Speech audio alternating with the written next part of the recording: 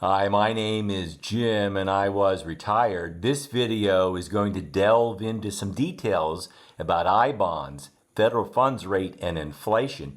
Join me as we discuss some inside baseball on I-bonds and inflation.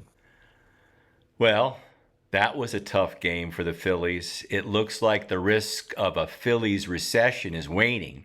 As we discussed last time, there's a folk legend that if the Phillies win the World Series, we're going to end up in a recession. That still might happen with a couple wins in Houston, but that'll be difficult. At least the Eagles are 8-0. Hey, by the way, please take a moment to like and subscribe to this channel. If you like entertaining ideas from one educated consumer to another, you'll get that here, along with a little inside baseball.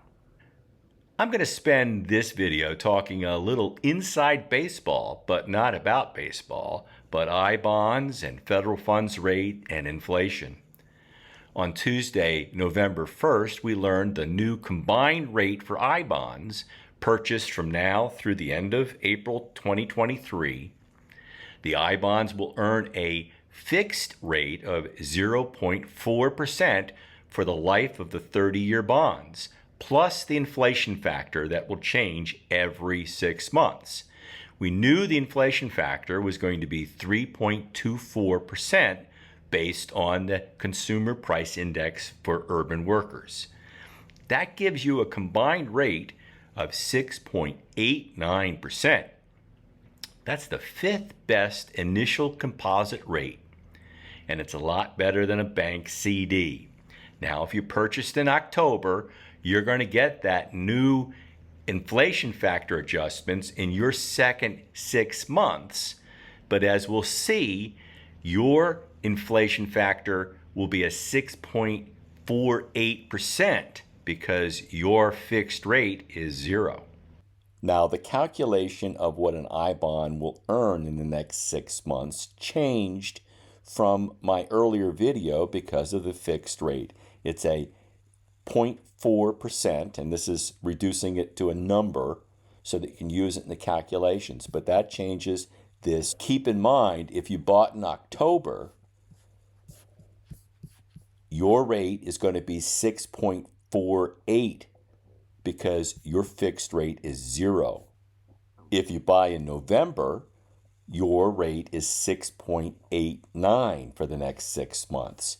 And again, that's because the fixed rate calculation. And let me just pull up this formula again to show you the original formula that Treasury Direct uses. You're rounding the fixed rate plus 2 times the inflation factor plus the fixed rate times the inflation factor.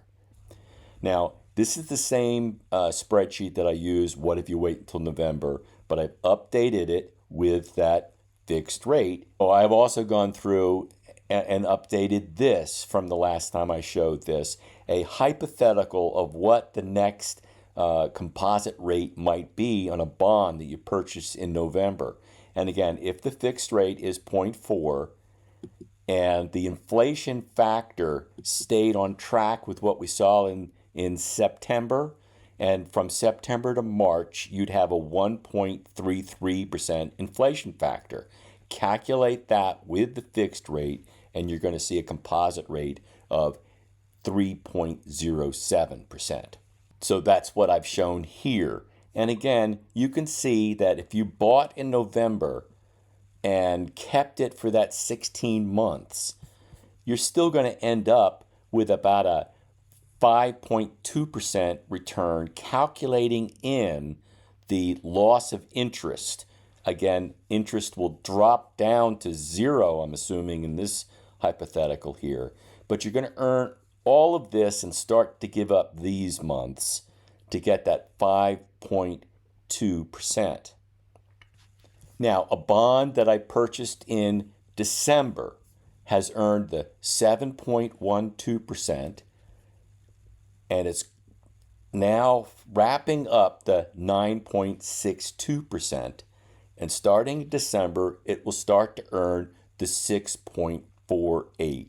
And again, if you give up 3 months of this, you'll end up with a calculation here.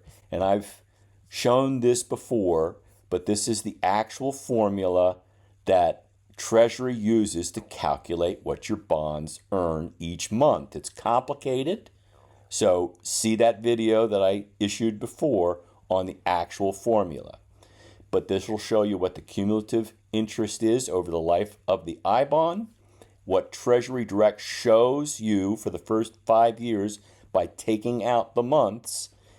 And then what I've done over here is I've used that year frac and CAGR with the rate function to calculate what are the CAGRs that I could see with these investments. And as you can see, by March of next year, I've hit my peak CAGR, and it starts to go down after that.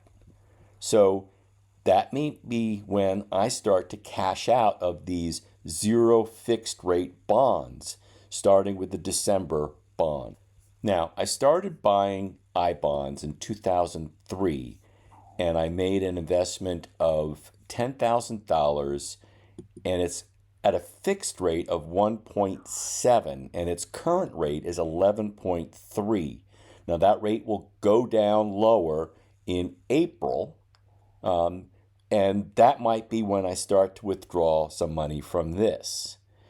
I have 2 other bonds here that, if you could see, in February and April of 2010, I purchased 2 bonds with 0.3% fixed rates, and that's just before it went to 0, and so I wanted to grab a fixed rate for a period of time. They are currently earning 9.93%, and again, their rates will change in February and April, and it might be when I cash out these, redeem these, and replace them with I bonds with a 0.4% fixed rate. Now, there are a couple ways you can figure out what your current I bond is earning and how much it's earned since its inception. Of course, you could go into your account and look up the current holdings and get that bond, but you get limited information on that. In this new website, I'm struggling to find the yield from issue date. Now, you can calculate some things based on paper bonds and do some mental math. For instance, you can go to this savings bond calculator and calculate and say, as of this month, what is an I bond? And let's say it's 5,000. The one I have is 2,500, but you don't need a serial number. Just do the issue date. It's 2010, and then calculate. And it's going to come up with a issue date, the next accrual, the final maturity, issue price, how much interest it's currently earned, the interest rate it's currently earning, and its value as of this month. But where is the yield from issue date? You can't see it here. I looked and found that the redemption tables here go out to this page here. And you basically have to download a database to get your information. So I'm going to jump over to here.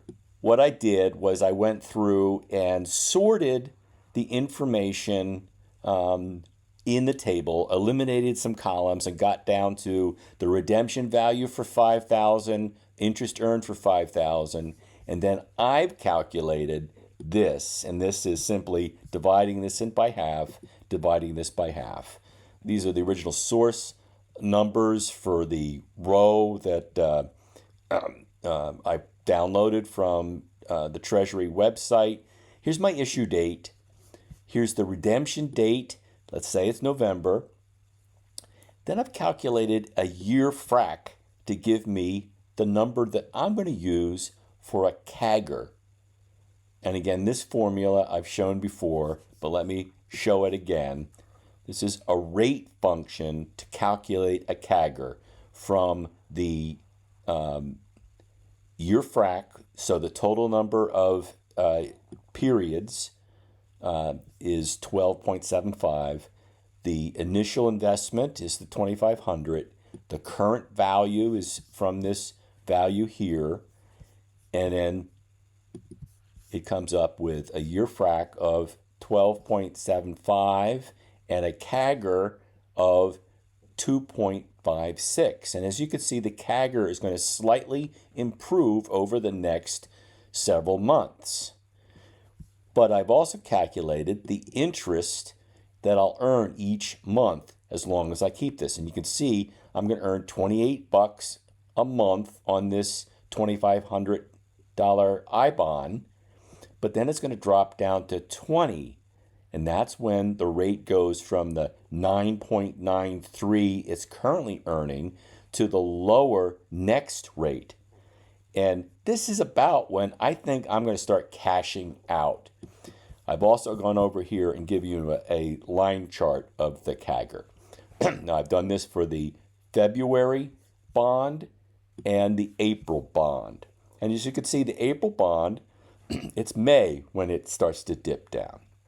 And that leads me to some thinking about when I'm going to reduce my holdings of these I-bonds with only a 0.3% fixed rate and replace them with those with 0.4 fixed rates. So a little bit more inside baseball on how I came up with these redemption tables for my 2010 I-bonds. It's a little bit of complicated work here, but this is what I did. You go up here to organize, and I filtered 4 I-bonds for the year and the month and the redemption period that I wanted. And then by filtering that huge database, you end up with this small table. I wish it was a little easier to get to a yield from issue in Treasury Direct's own tables, but it's not. So I had to do this. I do want to show that if you look at the CAGRs that I've ended up calculating here, and you go over to the data that I got from them, the yield from issues, you could see the 2.44 to 2.71 and the 2.46, the 2.73. They're not exactly the same, but it gets you close enough. So if you're having trouble finding the yield from issue, just calculate a CAGR using this kind of formula. So why is all this inside baseball on I-bonds needed? Well, we're not sure where inflation is headed, nor how high rates will need to go to contain inflation. On Wednesday, the Federal Open Market Committee, the policymakers within the Fed, raised the target rate for the federal funds rate by 75 basis points to a range of 3.75% to 4%. That fourth jumbo hike in a row was expected. And immediately after the announcement, the market climbed because the statement included a hint that slower pace of rate increases would be on the table. The statement said, in determining the pace of future increases in the target range, the committee will take into account the cumulative tightening of monetary policy, the lags with which monetary policy affects economic activity and inflation, and economic and financial developments. That insertion of the word lags seemed to suggest a pause or a slower pace of rate increases starting in December, which is what the market's been expecting. But the market fell again after Chair Powell clarified in his press conference that the stance of monetary policy is a little bit more complex than that. So Chair Powell made clear in the press conference that monetary policy was really about 3 questions: how fast, how high, and how long. How fast to raise interest rates, how high would they need to go, and how long would they need to stay high. He said, quote, The question of when to moderate the pace of increases is now much less important than the question of how high to raise rates and how long to keep monetary policy restricted, which really will be our principal focus. So, what will the terminal rate be? Again, the terminal rate is how high the rate will go. The current market expectations is 5.25% in March of 2023, according to the CME FedWatch tool. You can see from this probabilities page that we've showed before that the terminal rate is going to be about 5.25, and we're going to get there somewhere between March and November of next year and hold it there. But the Fed doesn't project a terminal rate. Let's go back to the summary of economic projections from September. There is no terminal rate in the summary of economic projections. This is the September report. I showed it in one of my prior videos too. And if you look here, I'm going to highlight this. So the projections of the federal funds rate are the value of the midpoint of the projected appropriate target range for the federal funds rate or the projected appropriate target level for the federal funds rate at the end of a specified calendar year or over the longer run. So when they show a 4.6 here in 2023, that is at the end of 2023, they think that the mid-range of the federal funds rate is 4.6. But what is it going to be in May of next year? When will we hit a terminal rate?